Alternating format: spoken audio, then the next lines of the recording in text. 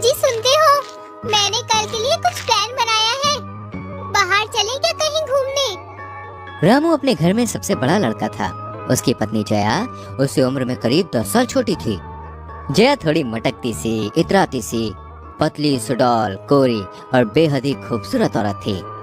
रामू अक्सर अपने कामकाज में बिजी होने के कारण जया को टाइम नहीं दे पाता था। जया इस बात से बहुत परेशान रहती थी क्योंकि वो अपने वैवाहिक जीवन में बिल्कुल भी खुश नहीं थी। जया रामू के कमरे में आती है। आप कहाँ जा रहे हैं? अरे वो मुझे कुछ काम आ गया अचानक से ऑफिस में, तो उसी सिलसिले से मुझे कुछ दिनों के लिए शहर से बाहर जाना होगा। आपने मुझे पहले बताया ही नहीं इस बारे में। तुम तो बस मुझ पर शक ही करती रहोगी जिंदगी भर। अरे कमाऊंगा नहीं तो तुम्हारी ख्वाहिशों को पूरा कैसे करूंगा? और मेरी बाकी ख्वाहिशों का क्या, जिसके लिए आपके पास जरा भी वक्त नहीं होता? तुम मेरा दिमाग मत खराब करो यार। आपको याद भी है हमारी शादी की सालगिरह है कल। हाँ याद है मुझे। जया, हमारी शादी को 6 साल हो गए। क्या तुम भी बच्चों के जैसे जिद करती हो? सालगिरह ही तो है। अरे वापस आने के बाद मना लेंगे। उसी बात का तो दुख है कि शादी को 6 साल हो गए हैं और अब तक हमारे एक भी बच्चा नहीं है। पड़ोसी तो अब मुझे बांझ कहकर बुलाते हैं। रामू अपना सामान पैक करके घर से निकल जाता है। जया भी छत पर जाकर कपड़े सुखाने लगती है। श्याम भी वहीं होता है। श्याम बेहद ही हैंडसम होता है। जया जब उसे देखती है तो उस पर उसका मन मोहित हो जाता है। फिर जया वहाँ से किचन बर्तन मांजने चली जाती है। भाभी, जरा मुझे टॉवल पकड़ा देना। खुद से आकर ले लो। मैं इस घर से परेशान हो चुकी हूँ। नौकर जैसे सुबह से शाम खुद को पीसो और ये सब सहने और सुनने को मिलता है। अरे अरे क्या हो गया भाभी? इतना क्यों चिड़चिड़ा रही हो? भैया से झगड़ा वगड़ा हो गया है? तुम्हारे भैया के पास तो मुझसे झगड़ा करने का भी समय नहीं होता है। हटो, जाने दो मुझे, बहुत सारा काम है। श्याम की गंदी नजर अपनी भाभी पर बहुत सालों से थी। जब से रामू की शादी हुई थी तब से जया भी श्याम से अट्रैक्टेड थी। वो भी उसे पाना चाहती थी, मगर शादीशुदा होने की वजह से वो अपनी मर्यादा कभी लांघी नहीं। जया अपने कमरे में बिस्तर ठीक कर रही होती है, तभी श्याम पीछे से जाकर जया को दबोच लेता है। ये क्या कर रहे हो देवर जी? छोड़ो मुझे। अरे भाभी, अभी खुद ही तो भैया की कमी से परेशान थी, तो सोचा मैं भैया की कमी पूरी कर दूं। वैसे भी कहाँ भैया आपके लिए टाइम निकाल पाते हैं। ऐसे में बेचारी अब क्या करेंगी? अरे कोई तो होना चाहिए ना अंदर की ख्वाहिशों को पूरा करने वाला। कुछ भी बकवास न करो। तुम्हारे भैया के आते ही मैं तुम्हारी कंप्लेन करूंगी। जया श्याम को मना करती है, मगर अंदर ही अंदर वो खुद भी यही चाहती थी। श्याम रुकता नहीं है और जया से लिपट जाता है। पहले तो जया मना करती है, मगर बाद में जया भी होश खो बैठती है। दोनों के बीच सारी हदें पार हो जाती हैं।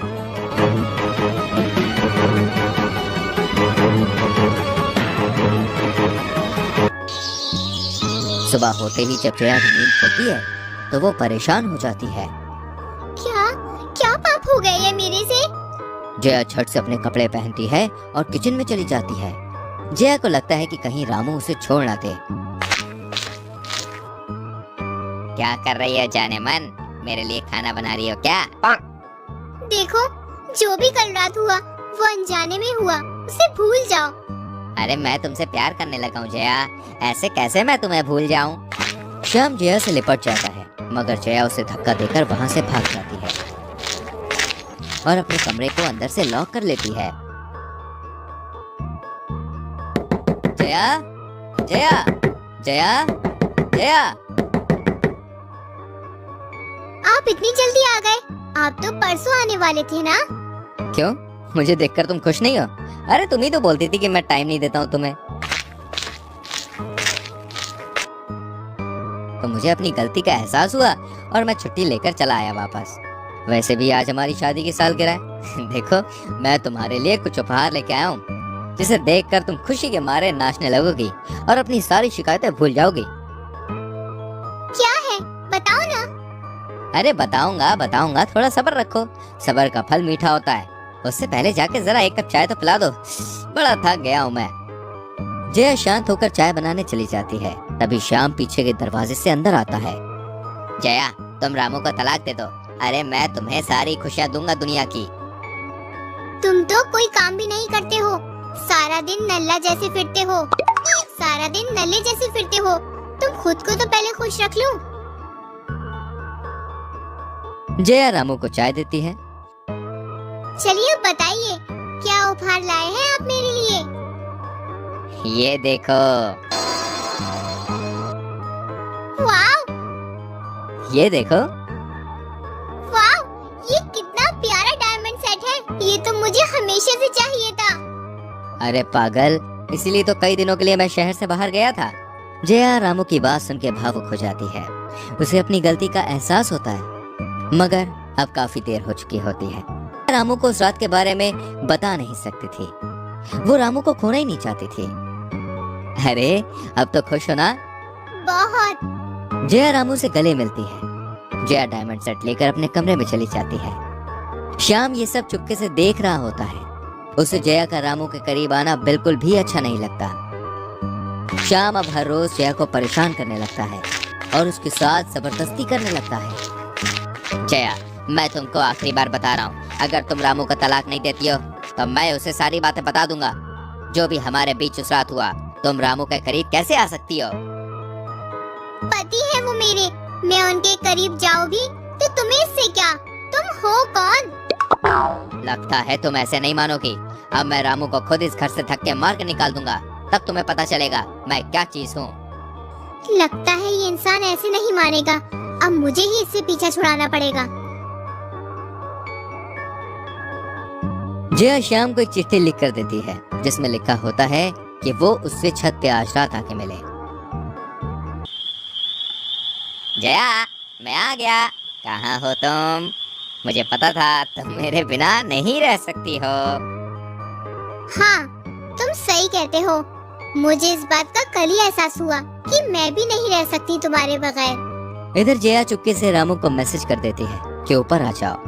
श्याम जया से लिपट जाता है। तभी रामू जया का मैसेज देखकर ऊपर छत पे आता है। जया की नजर रामू पर पड़ते ही वो नाटक करने लगती है। श्याम, छोड़ो मुझे। मैं आज तुम्हारे भैया को हर बात बता दूंगी कि कैसे तुम मेरे साथ उनके ना होने पर जबरदस्ती करते हो। छोड़ो मुझे, जाने दो। बचाओ, कोई बचाओ। श्याम, तेरी हिम्मत कैसे हुई मेरे बीवी को छूने की? पर भैया, जया ने ही मुझे ऊपर बुलाया था। एक तो भाभी को नाम से बुलाते हो और ऊपर से तुम झूठ भी बोलते हो। बदतमीज, मैंने सब देखा है और सब कुछ अपने कान से सुना है। रामू श्याम को थप्पड़ लगा दे। निकल जा मेरे घर से। ऐसे घटिया इंसान की मेरे घर पे कोई जगह नहीं है। अरे दफा हो जा अभी क्या अभी। श्याम घर छोड़कर चला जाता है और जया अब खुश हो जाती है कि उसकी असलियत रामू के सामने नहीं आई। रामू और जया खुशी से रहने लगते हैं।